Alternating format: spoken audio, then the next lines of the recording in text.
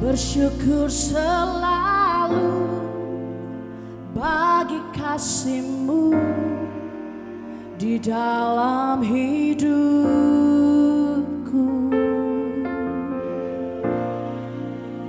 Takkan ku ragu atas rencana-Mu untuk masa depanku. Sebagai Bapa yang baik, takkan pernah Kau melupakanku. Sebagai Bapa yang sangat baik, takkan pernah Kau meninggalkanku.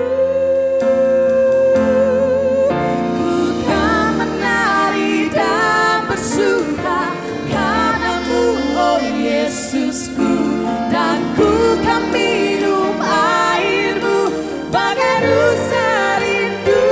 Selalu ku hidup dalam-Mu dan hidupku di dalam-Mu. Oh Yesusku, Kau sangat ku cinta.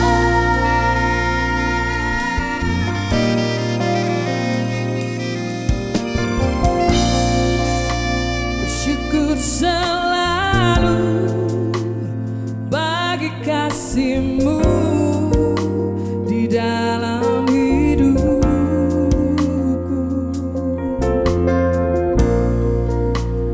Takkan ku ragu atas rencana-Mu untuk masa depan.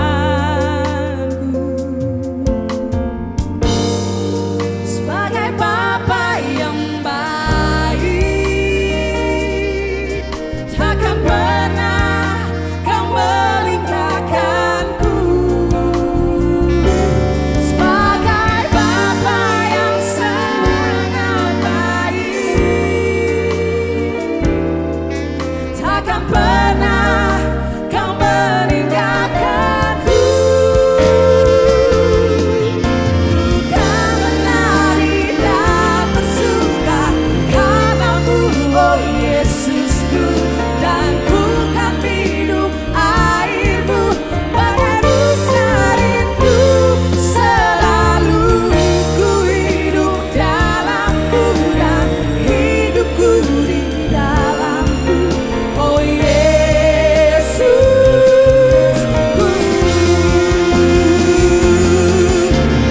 Kau menari dan bersuka karena-Mu, oh Yesusku, dan ku kan minum air-Mu bagai rusa rindu. Selalu ku hidup dalam-Mu dan hidupku di dalam-Mu. Oh Yesusku, Kau sangat ku cinta.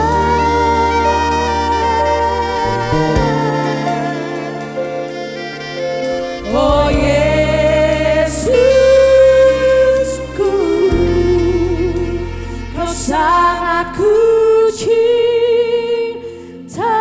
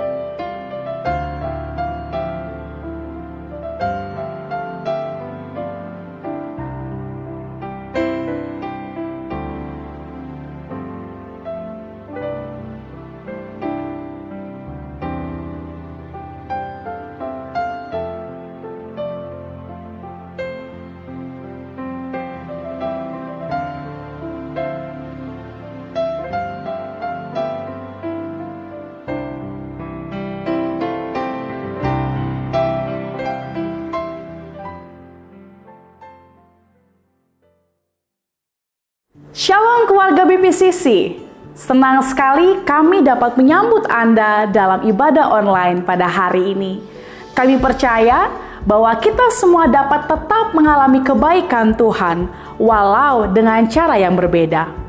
Kami berdoa untuk setiap Bapak, Ibu, Saudara-saudari dimanapun Anda berada pada hari ini, biar kita semua tetap bersatu hati memuji dan mempermuliakan nama Tuhan, karena kebaikannya yang sungguh amat luar biasa. Sebelum kita memulai ibadah kita pada hari ini, mari kita berdoa bersama.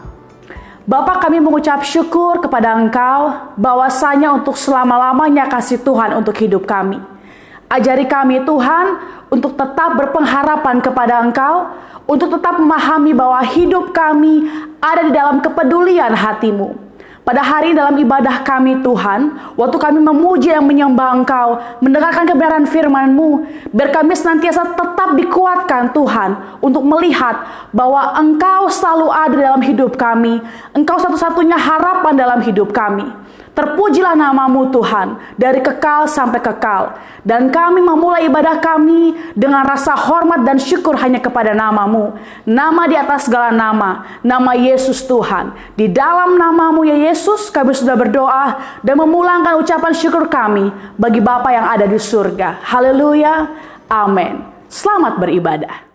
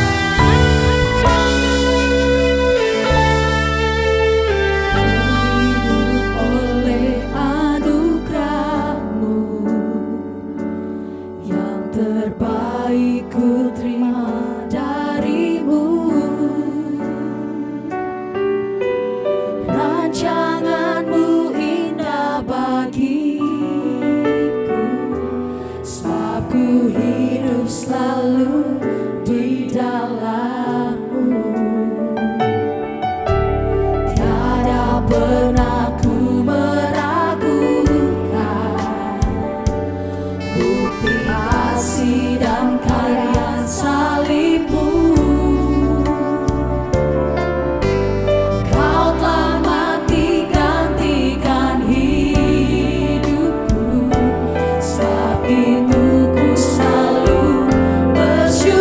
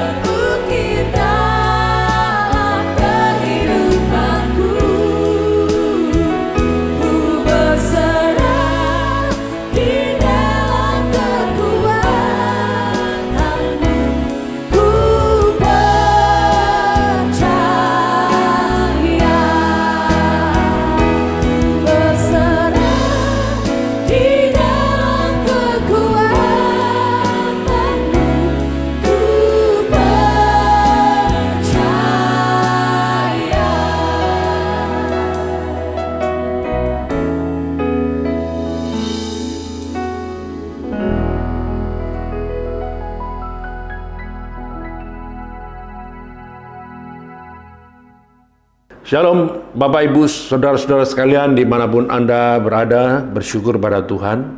Sampai saat ini kasih anugerah, penyertaan dan perlindungan Tuhan Yesus selalu nyata dalam kehidupan saudara semua beserta dengan keluarga. Kita bisa tetap bertahan dan menantikan pertolongan Tuhan yang telah berjanji bahwa kita sekali-kali tidak pernah ditinggalkan oleh-Nya.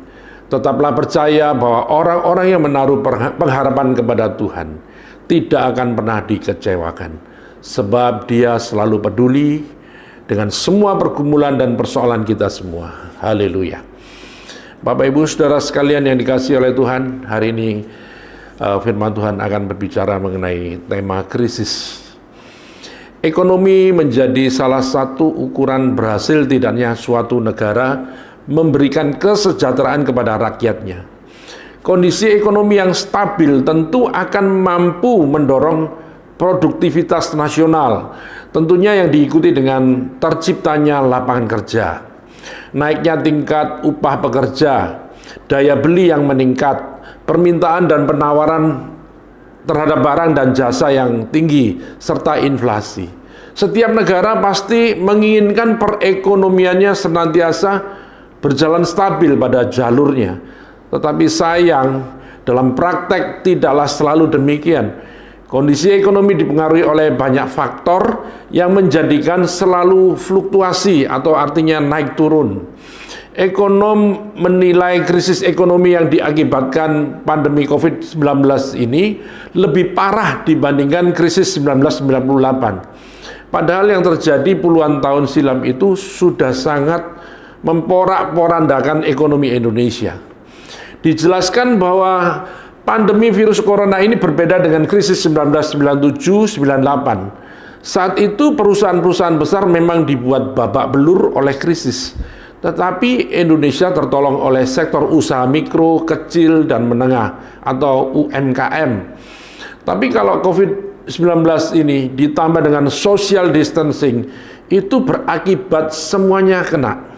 Yang besar, yang kecil, lokal, eksternal, terkena dampaknya. Karena aktivitas ekonomi yang nggak boleh berjalan.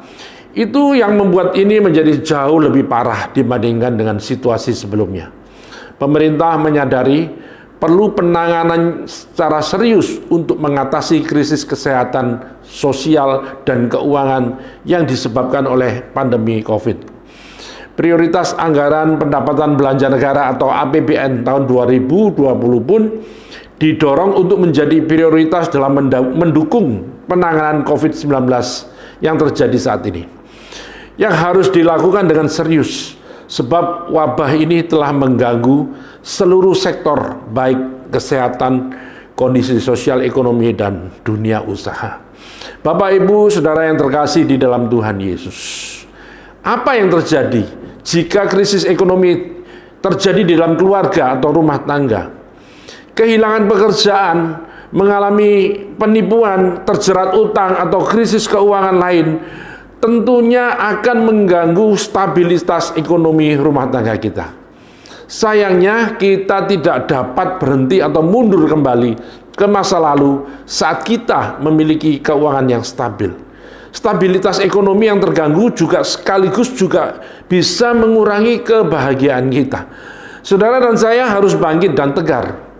Krisis keuangan yang terjadi saat ini bukanlah saat untuk kita menyerah begitu saja. Setiap keluarga pasti pernah menghadapi atau mengalami krisis. Karena krisis itu merupakan bagian yang normal dalam kehidupan.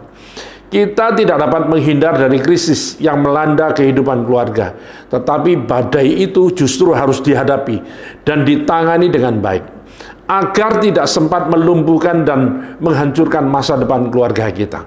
Saudaraku yang terkasih dimanapun Anda berada, ada bermacam-macam krisis yang menimpa kehidupan keluarga, seperti kesulitan ekonomi, kehilangan pekerjaan, sakit penyakit yang berbahaya, menyerang salah satu anggota keluarga, kecelakaan fatal yang menimpa anak kesayangan, ataupun suatu tragedi yang melanda kehidupan suami istri. Pada saat mengalami seperti itu, kita merasa seolah-olah hidup sendirian di dunia ini. dan tidak ada orang lain yang peduli menolong kita. Bahkan ada kalanya kita merasa bahwa Tuhan tidak adil dan meninggalkan kita. Salah satu pertanyaan yang sering terlontar dari mulut kita adalah, apakah saya masih memiliki harapan lagi? Tentu saja setiap orang masih dapat memiliki harapan. Karena firman Tuhan jelas berkata di dalam Amsal 23 ayat 18 mengatakan, karena masa depan sungguh ada dan harapanmu tidak akan hilang. Oleh sebab itu kita perlu menyikapi dan menangani krisis dengan mengubah persepsi yang negatif menjadi positif. Ini sangat penting Bapak Ibu sekalian, agar dapat memiliki potensi untuk mengembangkan karakter Tuhan di dalam hidup kita. Dan yakin bahwa penderitaan dan rasa sakit itu selalu menghasilkan sesuatu dan bertumbuh. Bapak Ibu Saudara sekalian yang terkasih, Rasul Paulus di dalam 2 Korintus 1 ayat 9 berkata, menegaskan bahwa penderitaan membuat kita berpaling dan menaruh kepercayaan kita kepada Tuhan. Sikap berpaling kepada Tuhan bukanlah sekedar menguatkan hati dan seolah-olah tidak terjadi apapun. Tidak juga berpura-pura senang atau bergembira saat menghadapi krisis yang membuat hancur hati dan ingin menangis. Tetapi kita benar-benar bersandar dan berserah kepada Tuhan agar tidak dapat mengalami luka-luka dan carut-marut. Betapa pedihnya dilanda krisis keluarga. Misalnya seseorang yang tidak bisa bekerja lagi karena semua mengalami lockdown, serta memiliki penghasilan yang tidak cukup untuk memenuhi kehidupan keluarga. Namun dalam menyikapi krisis itu, kita semua harus bisa tetap bertahan dan mulai belajar menerima keadaan. Terus bersandar dan berserah penuh kepada Tuhan. Tuhan mengingatkan firman-Nya di dalam Yeremia 29 ayat 11 yang mengatakan, sebab aku ini mengetahui rancangan-rancangan apa yang ada padaku mengenai kamu, demikianlah firman Tuhan, yaitu rancangan damai sejahtera dan bukan rancangan kecelakaan, untuk memberikan kepadamu hari depan yang penuh harapan. Saudara-saudaraku yang terkasih di dalam Tuhan, janji Tuhan itulah yang harus kita pegang untuk melangkah dan meniti sisa hidup bersama keluarga. Dan melalui krisis itulah seisi keluarga mulai mengalami proses untuk dipulihkan serta diperbaharui seperti tanah liat yang siap dibentuk. Memang pada saat dilanda krisis, kita harus dapat menentukan sikap positif untuk menghadapi krisis tersebut. Namun masing-masing orang memiliki pilihan yang berbeda. Apakah kita mau bertahan hidup atau tidak? Kalau kita mau bertahan, maka setelah mengalami kehancuran, kita harus percaya dan yakin bahwa saudara dan saya akan dapat bangkit kembali. Tetapi bagi mereka yang tidak dapat bertahan dan mengeraskan hati untuk tetap tidak mau belajar dari peristiwa itu, mereka akan mengalami kepahitan dan trauma yang dalam sepanjang hidupnya. Banyak keluarga yang mengalami kepahitan dan trauma yang dalam sepanjang hidupnya. Bapak Ibu saudara-saudaraku semua dimanapun Anda berada, banyak keluarga saat ini yang mengalami krisis. Bukannya mencari solusi, tetapi mereka larut dan tenggelam di dalam masalahnya dan saling menyalahkan satu dengan yang lain. Hal ini akan dapat memicu konflik yang berkepanjangan. Sikap hidup saling menyalahkan adalah karakteristik dari individu dan keluarga yang tidak mampu bertahan. Keluarga yang demikian akan mengalami kesulitan untuk menyingkirkan penghalangnya, dan ledakan-ledakan konflik demi konflik akan terjadi dengan adanya bahan bakar persoalan yang baru. Krisis yang satu belum dapat diatasi, namun keluarga itu sudah kehilangan energi untuk menyelesaikan konflik. Seharusnya mereka menyatukan hati dan pikiran dengan menggunakan pikiran Kristus dalam mencari solusi, bukan dengan kebenaran diri sendiri. Filipi 2 ayat 5 berkata, hendaklah kamu dalam hidupmu bersama menaruh pikiran dan perasaan yang terdapat juga di dalam Kristus Yesus.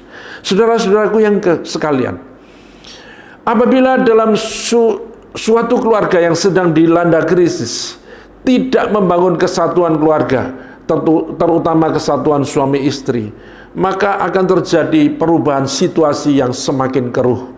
Ditambah pula dengan opini negatif dari masing-masing anggota keluarga, akan menimbulkan masalah baru yang lebih gawat. Tetapi bagi mereka yang melakukan firman Tuhan dalam Filipi 2 ayat 5 ini, maka mereka akan bertahan menghadapi krisis yang menimpa mereka.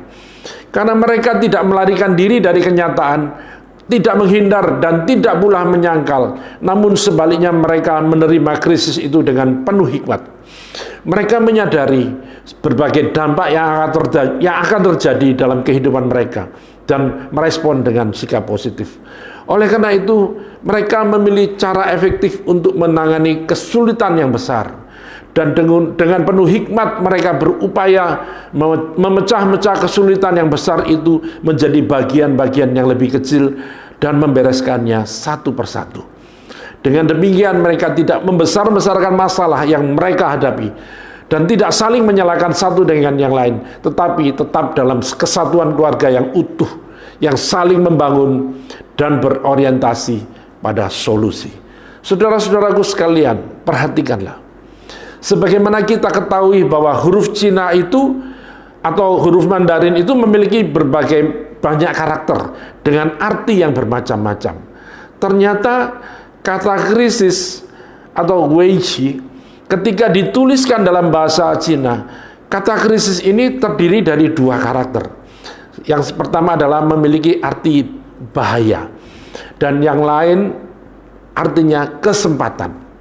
Bukan secara kebetulan huruf Cina itu dinyatakan dalam bentuk dua karakter, yaitu bahaya dan kesempatan untuk membentuk kata krisis. Dalam kehidupan kita sekarang ini sesungguhnya hal itu yang terjadi. Bahkan saat kita diperhadapkan dengan krisis, maka ada dua perspektif atau cara pandang yang muncul. Perspektif yang pertama adalah kita akan menganggap bahwa krisis adalah sebuah bahaya atau masalah besar. Sementara perspektif yang kedua adalah kita akan menganggap bahwa krisis itu adalah sebuah kesempatan emas. Akan tetapi pada kenyataan yang terjadi, seringkali kita cenderung melihat krisis dari perspektif yang pertama, yaitu melihatnya sebagai bahaya, daripada kita melihatnya sebagai sebuah kesempatan emas. Dan itu sebabnya kemudian kita menjadi tawar hati, menjadi amat takut, menjadi cemas, menjadi frustasi, dan bahkan pula terjadi keputusasaan ketika krisis itu terjadi dalam kehidupan kita. Sungguh amat disayangkan jika hal itu terjadi, sebab sebenarnya kita bisa saja memiliki iman bahwa krisis yang terjadi akan membawa sebuah lompatan besar dalam kehidupan kita.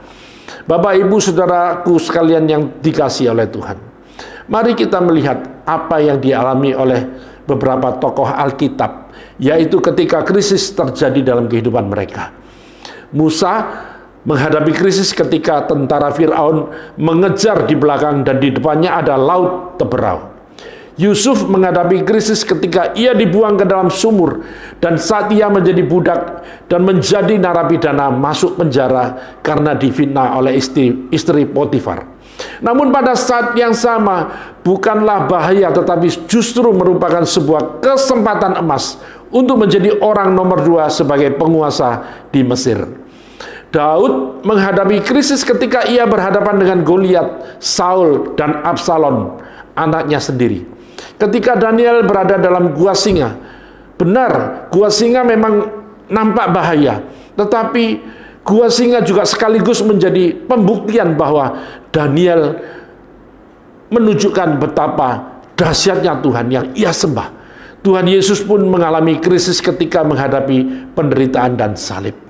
Saya mengajak semua saudara melihat 3 contoh tokoh Alkitab saja yang mengalami krisis. Yaitu tokoh yang pertama adalah krisis yang dialami oleh Yusuf di Mesir. Yusuf mengalami hidup yang sangat kelam selama 13 tahun. Dimulai ia dibenci oleh kakak-kakaknya lalu dimasukkan ke sumur. Kemudian ia dijual kepada kafilah orang Ismail dan dibawa ke Mesir. Di Mesir ia dijual kepada Potifar yang mempekerjakannya sebagai budak. Lalu ia difitnah oleh istri Potifar dan akhirnya dimasukkan ke dalam penjara. Berkat keahlian Yusuf menafsirkan mimpi dari juru minuman dan juru roti istana Firaun, serta menafsirkan mimpi dari Raja Firaun, Yusuf akhirnya diangkat menjadi kuasa atas seluruh tanah Mesir. Walaupun sebenarnya Mesir bukanlah tanah impian bagi Yusuf, namun berkat kesetiaannya di Mesir itulah akhirnya Yusuf melihat janji Tuhan digenapi dengan sempurna bagi hidupnya. Mesir merupakan gambaran dari hidup yang kelam, penuh kesusahan dan penindasan. Namun demikian, kisah Yusuf di Mesir mengajarkan kita untuk tetap percaya kepada Tuhan. Tetap percaya berarti tetap tinggal di dalam Tuhan dengan iman yang tidak goyah dan tidak mundur. Sekalipun berada dalam situasi yang tidak baik, seperti yang ditunjukkan oleh Yusuf, meskipun mengalami kekelaman dan kesesakan hidup selama 13 tahun di Mesir, Yusuf tetap percaya kepada Tuhan ketika mengalami penderitaan. Yusuf tidak pernah mempertanyakan keberadaan Tuhan. Yusuf tidak pernah meragukan pertolongan Tuhan. Yusuf tetap tinggal di dalam Tuhan dengan iman yang kuat. Bapak, Ibu, Saudaraku yang kekasih, menjadi budak bukanlah tujuan Tuhan bagi Yusuf. Tetapi melalui proses budak, Yusuf dipercayakan sebuah tempat yang mulia, yaitu menjadi pemimpin yang berkuasa atas Mesir. Kekelaman dan penindasan bukanlah maksud Tuhan atas hidup kita, tetapi kita harus melewati kekelaman itu supaya kita memperoleh kemuliaan yang semakin besar. Untuk itu, mari tetap percaya kepada Tuhan dalam segala keadaan. Sebab ketika kita tetap percaya di tengah-tengah situasi yang buruk seperti sekarang ini, Tuhan pasti melakukan hal yang sama sebagaimana Ia lakukan kepada Yusuf. Kita harus percaya bahwa rancangan Tuhan bagi kita adalah rancangan damai sejahtera dan bukan rancangan kecelakaan, untuk memberikan kepada kita hari depan yang penuh harapan. Yeremia 29 ayat 11 yang tadi kita baca. Sekalipun kita dalam lembah kelam, kita tidak boleh takut karena Tuhan pasti beserta kita. Sekalipun badai dan topan datang menerpa, kita tidak boleh goyah, sebab Tuhan ada di sisi kita. Kadang-kadang hanya dengan tiupan angin yang kecil atau masalah yang kecil, iman kita terlalu rapuh sehingga dengan mudah kita memutuskan untuk meninggalkan Tuhan dan menggunakan kekuatan sendiri yang terbatas. Bagaimana kita bisa menghadapi badai yang besar? Mari kita renungkan bersama bahwa kesusahan dan persoalan kehidupan apapun yang terjadi, itu mengajarkan kita untuk tetap percaya kepada Tuhan. Percayalah, pasti ada kemuliaan di balik salib yang kita pikul. Bapak, Ibu, Saudara sekalian, di dalam Kolose 2 ayat 6 dan 7 berkata, kamu telah menerima Kristus Yesus, Tuhan kita. Karena itu hendaklah hidupmu tetap di dalam Dia. Hendaklah kamu berakar di dalam Dia dan dibangun di atas Dia. Hendaklah kamu bertambah teguh dalam iman yang telah diajarkan kepadamu, dan hendaklah hatimu melimpah dengan syukur. Ayat ini menggambarkan dengan jelas sikap Yusuf ketika mengalami penindasan selama 13 tahun.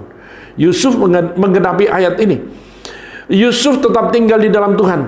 Tanda orang yang tetap tinggal di dalam Tuhan adalah berakar di dalam Tuhan.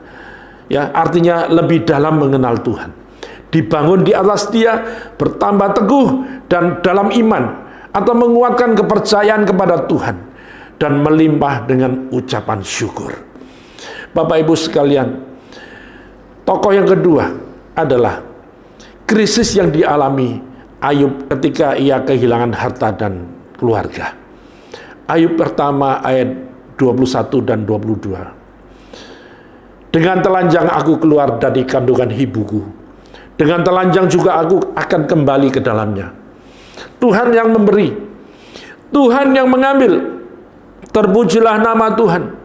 Dalam kesemuanya itu, Ayub tidak berbuat dosa dan tidak menuduh Tuhan berbuat yang kurang patut.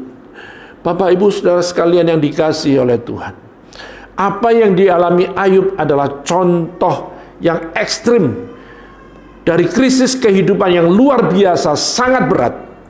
Dalam satu hari, Ayub kehilangan segalanya. 10 anaknya tewas tertimpa reruntuhan rumah akibat angin ribut. Sebagian ternaknya disambar api dari langit. Sebagian lagi dirampok. Para pelayannya dibunuh. Tidak hanya itu, Ayub terkena penyakit kulit atau barah kulit yang mengerikan di sekujur tubuhnya. Karena Tuhan mengetahui bahwa Ayub itu saleh dan hidup takut dan taat kepadanya, maka Tuhan berani menerima tantangan iblis yang ingin mengambil hartanya, kesehatannya, dan semua anaknya. Alangkah sengsaranya situasi Ayub.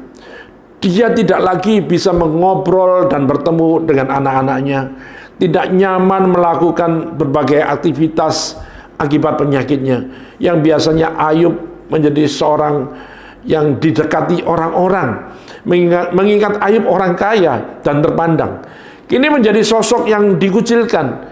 Nah, hebatnya Ayub tetap sujud menyembah dan memuji Tuhan, tidak berbuat dosa dan tidak menuduh Tuhan berbuat yang kurang patut.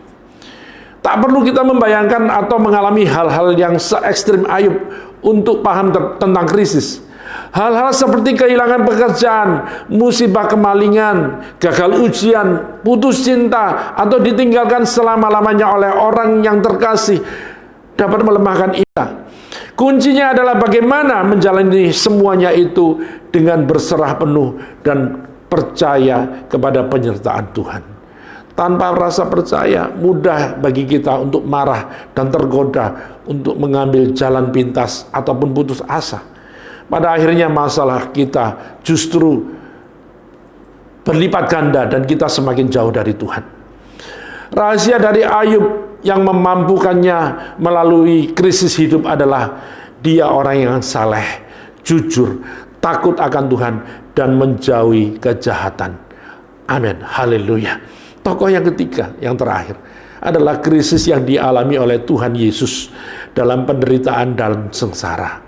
Kalau kita membaca di dalam Matius 16 ayat 21 sampai 24, sejak waktu itu Yesus mulai menyatakan kepada murid-muridnya bahwa ia harus pergi ke Yerusalem dan menanggung banyak penderitaan. Bapak, Ibu, saudara-saudaraku sekalian, tidak ada seorang pun yang mau menderita di dalam dunia ini. Semua orang ingin mencari kenyamanan, keamanan, dan pada intinya hidup tanpa penderitaan. Demikian juga pemikiran Petrus waktu itu dalam perjalanannya mengiringi Yesus.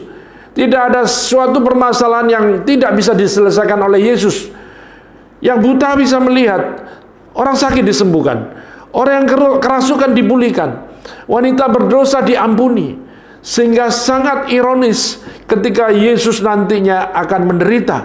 Menurut pengalaman mereka dalam mengikut Yesus, ini tidak masuk akal. Murid-murid memandang Yesus adalah sosok yang berkuasa dan penuh dengan mujizat.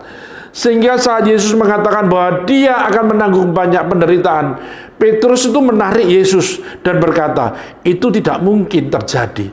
Namun pikiran Tuhan berbeda dengan pikiran manusia. Terkadang kita nggak mampu menyesuaikan pola pikir kita dengan Tuhan, yang selalu mempertimbangkan menurut akal kita, pengalaman kita. Saudara-saudaraku sekalian, perjalanan hidup kita tidak dirancang untuk selama-lamanya berada dalam kenyamanan. Maka berhati-hatilah jika kita selalu berada dalam situasi tenang, tidak ada pergumulan. Terkadang kita bisa melupakan Tuhan. Dunia sekarang sedang membuat agar kita merasa nyaman dan aman. Namun berjaga-jagalah, karena Tuhan akan datang saat situasi dunia ini berada dalam kenyamanan. Tuhan memberikan kita kasih karunia, keselamatan tanpa syarat, dan keselamatan secara gratis. Namun untuk mengikut Yesus ada syaratnya, yaitu kita harus menyangkal diri dan memikul salib. Kita tidak minta penderitaan, tapi kalau Tuhan mengizinkan kita menderita, marilah kita utamakan kehendak Tuhan. Menyangkal diri kita, kalau kita menderita karena kehendak Tuhan, itu adalah jembatan menuju kenyamanan dan kekekalan yang abadi. Banyak orang yang ingin meneladani Yesus, tapi hanya dalam hal mujizatnya aja. Sedangkan dalam 1 Petrus 2 ayat 18 sampai 25 dengan judul perikop, dan di sana dituliskan penderitaan Kristus sebagai teladan. Oleh sebab itu, mari saya mengajak Bapak Ibu saudara-saudaraku sekalian yang terkasih, sebagai pengikut Kristus, mari kita meneladani Yesus dengan turut menderita, menyangkal diri, dan memikul salib dalam kehidupan kita untuk mendapat suatu kenyamanan abadi dan tempat yang kekal, yaitu tinggal bersama dengan Tuhan Yesus selama-lamanya. Bapak Ibu saudara sekalian, sebagai akhir dari renungan firman Tuhan ini, perlu kita ketahui bahwa krisis membuat kita bertumbuh. Saat kita mau bertumbuh, maka muncul krisis. Tidak ada pertumbuhan tanpa krisis. Tuhan membuat goncangan melalui krisis ini untuk satu tujuan, yaitu agar tetap tinggal di dalam Dia. Dan yang tidak dapat tergoncangkan yaitu iman kepada Kristus, firman-Nya dan janjinya. Krisis adalah normal dalam kehidupan. Yesus berkata, di dalam dunia kamu akan mengalami banyak pencobaan. Bahkan Rasul Paulus berkata di dalam Kisah Para Rasul 14 ayat 22, di tempat itu mereka menguatkan hati murid-murid dan menasihati mereka supaya mereka bertekun di dalam iman, dan mengatakan bahwa untuk masuk ke dalam kerajaan Allah kita harus mengalami banyak sengsara. Maka dari itu Bapak Ibu sekalian, milikilah sebuah pengharapan di dalam Tuhan dan semangat juang yang tinggi ketika kita menghadapi krisis. Lihatlah krisis sebagai sebuah kesempatan daripada melihatnya sebagai bahaya. Karena dengan cara pandang seperti ini akan melahirkan iman serta keyakinan yang kokoh bahwa kita pasti sanggup melewati krisis tersebut. Bahkan menjadikannya sebuah terobosan untuk naik ke level berikutnya. Kita harus bisa bertahan dalam himpitan apapun. Kita tidak boleh menyerah saat kehidupan kita mengalami krisis. Tuhan ingin kita menjadi saksi atas mujizat dan kuasa Tuhan. Ketika kita menang atas tekanan, maka nama Tuhan akan diagungkan dan dipermuliakan melalui kehidupan saudara dan saya. Bukti nyata kasih Tuhan adalah penyertaannya di dalam sepanjang kehidupan kita. Di dalam Yakobus 1 ayat 3 dan 4 berkata, sebab kamu tahu bahwa ujian terhadap imanmu itu menghasilkan ketekunan. Dan biarkanlah ketekunan itu memperoleh buah yang matang, supaya kamu menjadi sempurna dan utuh dan tidak kekurangan sesuatu apapun. Kiranya Tuhan Yesus menolong dan memberkati kita semua. Amin. Mari kita berdoa. Bapa di dalam surga, dalam nama Tuhan Yesus kami mengucap syukur, kami sudah mendengarkan firman-Mu. Biarlah firman-Mu boleh menjadi kekuatan bagi kami semuanya. Kami percaya Tuhan firman-Mu boleh menjadi Tuhan penolong kami, yang menguatkan hidup kami dalam situasi krisis yang kami hadapi. Kami percaya Tuhan membela, Tuhan memperhatikan, Tuhan peduli, dan Tuhan memelihara dengan kuasa-Mu yang ajaib. Ketika kami percaya kepada Tuhan, ketika kami mengasihi Tuhan, ketika kami mengandalkan segala sesuatu hanya kepada Tuhan, Tuhan mencurahkan kasih karunia yang tak terbatas dalam kehidupan kami dan seluruh keluarga kami. Terima kasih buat ibadah pada siang hari ini. Kami percaya Tuhan memberkati kami. Di dalam nama Tuhan Yesus kami berdoa. Haleluya. Amin. Kami mengucapkan terima kasih untuk pelayanan Pastor Petrus Seniawan Sanyoto yang telah memberkati kami pada hari ini. Jangan lupa Bapak Ibu Saudara-saudari untuk tetap mengikuti channel Ada Jawaban TV setiap hari Minggu jam 10 pagi. Kita akan tetap beribadah bersama secara online. Saatnya kita akan memberikan persembahan. Dimanapun Anda berada, Anda dapat memberikan persembahan dengan nomor account di bawah ini. Terima kasih telah beribadah bersama kami pada hari ini. Doa kami kepada kita semua supaya kita tetap kuat dalam berpengharapan kepada Tuhan karena pemeliharaannya sempurna. Selamat hari Minggu, Tuhan Yesus memberkati.